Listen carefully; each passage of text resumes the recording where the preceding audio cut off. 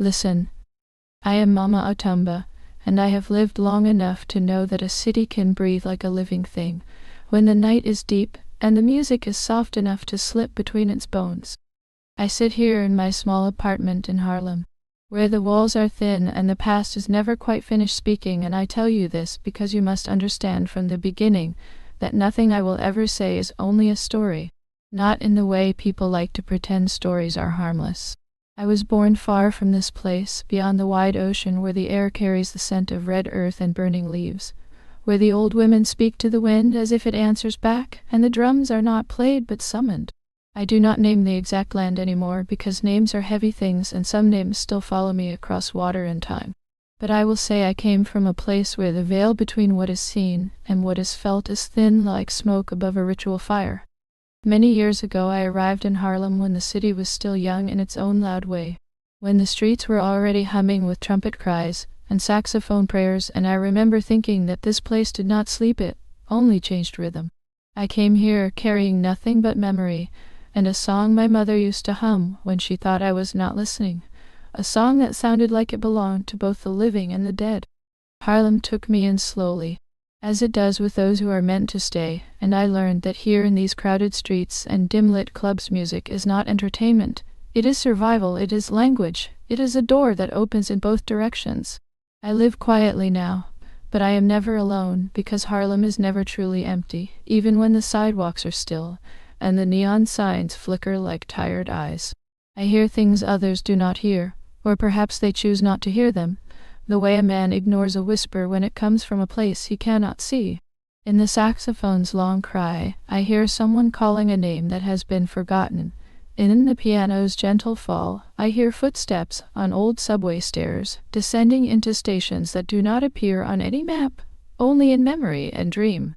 I have sat in clubs where the musicians played so deeply into the night that the air itself began to shimmer, and I swear to you I've seen shadows rise from the brass of a trumpet, standing behind the player like ancestors, leaning in to remember how it once felt to have lungs and breath. There was a time I met a man who played his instrument as if it were a wound he refused to close, and when he finished, he looked at me as though I had been there before I arrived, as though I had always been part of the audience even before the room existed.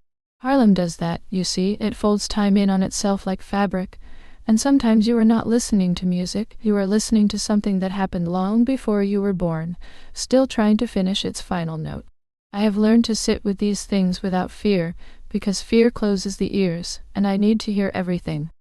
There are radios in this city that no longer belong to any house, yet they still whisper in the early hours, broadcasting songs that were never recorded, voices of singers who never stepped into a studio, but still found their way into the air. I have followed those signals sometimes, walking slowly through empty streets, and I have found places where the sound grows stronger near broken walls or sealed doors, as if the city itself is remembering how to sing through its cracks.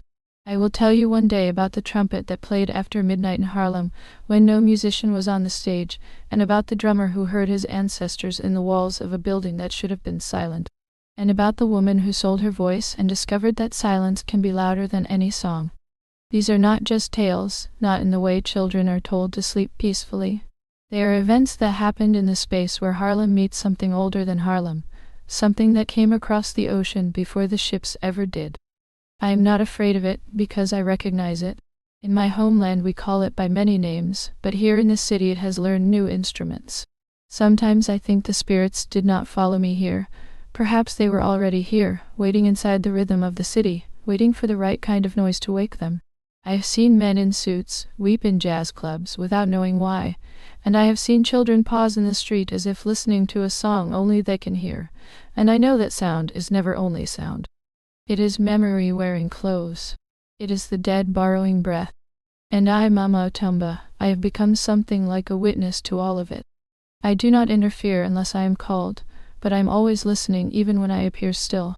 There are nights when I sit by my window and the entire block becomes a choir of unseen things, each building humming its own forgotten melody, and I wonder how many stories are living inside the brick and steel, waiting for someone to finally give them voice. I will tell them slowly, as they deserve to be told, because every story is real in its own way, even if the world insists otherwise. Some will sound like music that should not exist, some like footsteps in empty tunnels, some like a man speaking to a mirror that answers back in another language.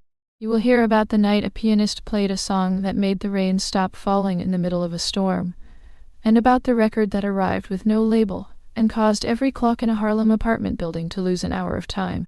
I have seen too much to pretend that this city is only concrete and ambition.